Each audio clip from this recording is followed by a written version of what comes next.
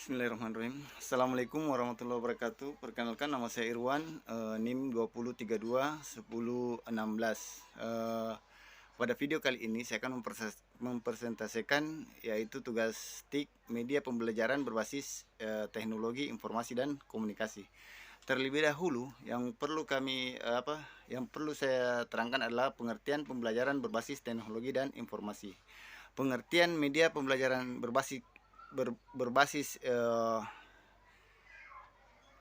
teknologi informasi dan komunikasi adalah media berasal dari bahasa Latin, merupakan bentuk jamak dari medium. Kata medium yang secara harfiah berarti perantara atau pengantar, yaitu perantara atau pengantar sumber pesan dengan penerima pesan. Seperti itu ya, dari pengertian media terlebih dahulu.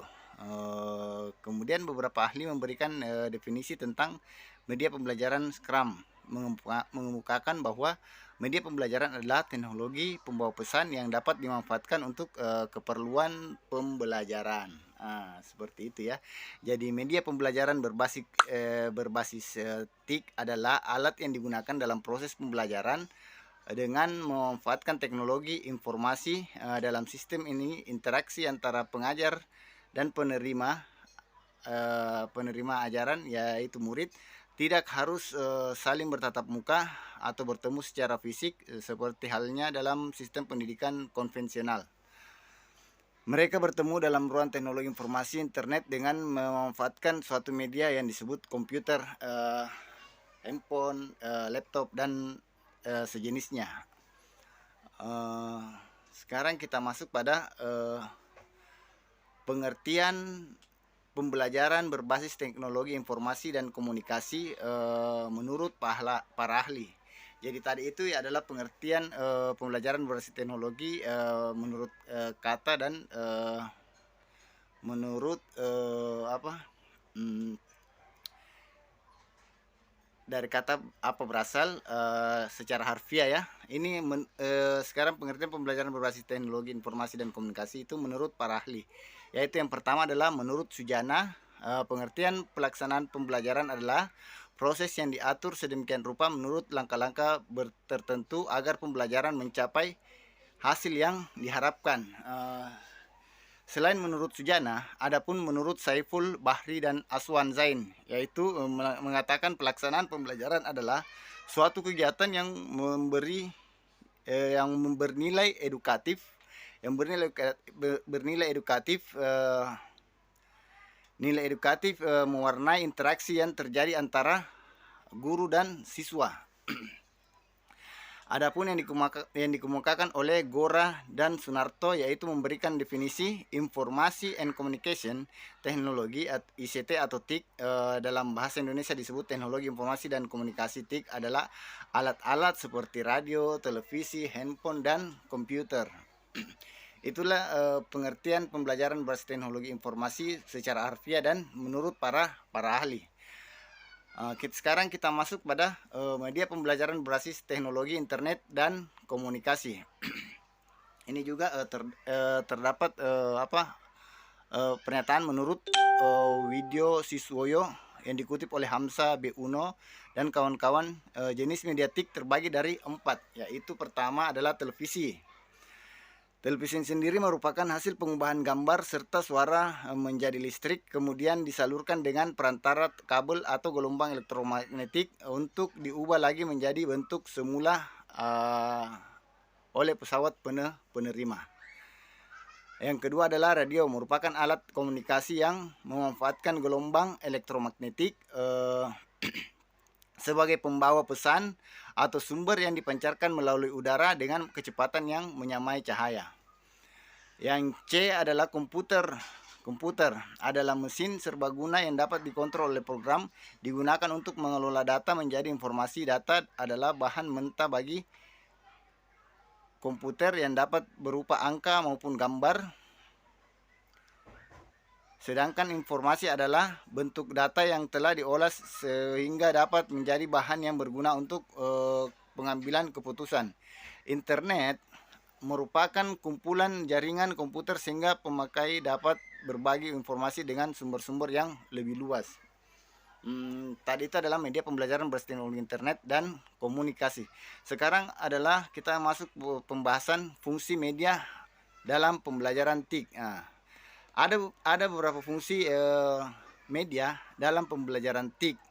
Di sini disebutkan ada 6 fungsi media dalam pembelajaran mengajar menurut Nana Sujana, diantaranya yaitu yang pertama atau A, sebagai alat bantu untuk mewujudkan situasi belajar mengajar yang efektif, yaitu sebagai alat bantu untuk mewujudkan situasi belajar mengajar yang efektif.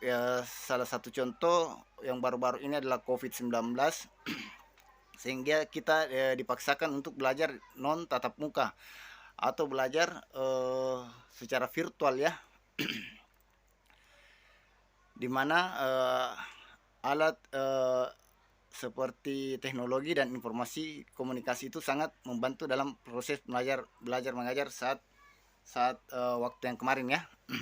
Yang kedua adalah media belajar mengajar merupakan bagian integral dari keseluruhan situasi mengajar. Ini merupakan salah satu unsur yang harus dikembangkan oleh guru.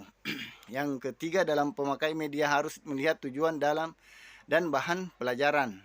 Yang berikutnya adalah media pengajaran bukan sebagai alat hiburan, akan tetapi alat ini dijadikan untuk melengkapi proses belajar mengajar supaya lebih menarik perhatian peserta didik. Yang kelima itu diutamakan untuk mempercepat proses belajar mengajar serta dapat membantu siswa dalam menangkap pengertian yang disampaikan oleh guru. Yang terakhir adalah penggunaan alat ini diutamakan untuk meningkatkan mutu belajar mengajar. Selain yang telah kami sebutkan itu, adapun kelebihan dan kekurangan TIK dalam media belajar mengajar. Yang pertama kita bahas beberapa kelebihan TIK dalam media pembelajaran.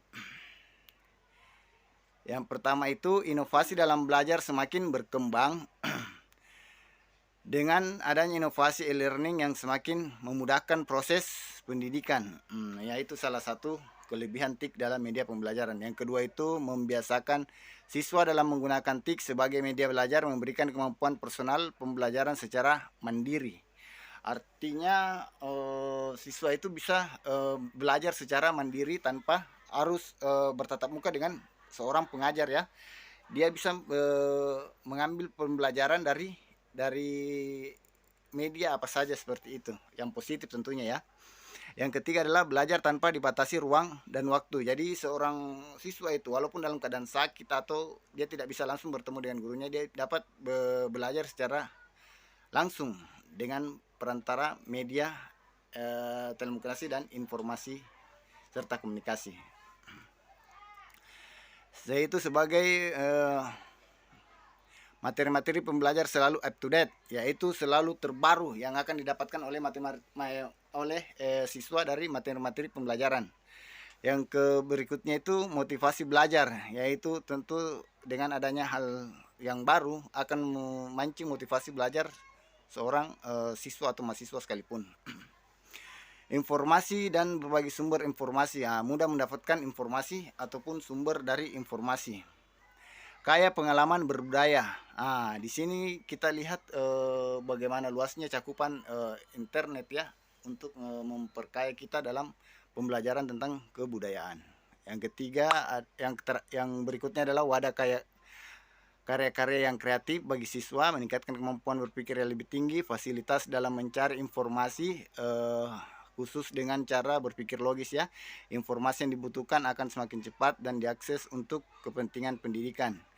Kemajuan TIK juga mengungkapkan perkembangan kelas virtual atau kelas yang berbasis telekonferensi yang tidak mengharuskan sang pendidik dan peserta didik berada dalam satu ruangan. Berikutnya itu yaitu sistem administrasi pada sebuah lembaga pendidikan akan semakin mudah dan lancar karena penerapan TIK. Itulah beberapa kelebihan TIK ya dalam pembelajaran. Selain kelebihannya, ada pun kelemahan-kelemahan yang dimiliki oleh media TIK dalam pembelajaran.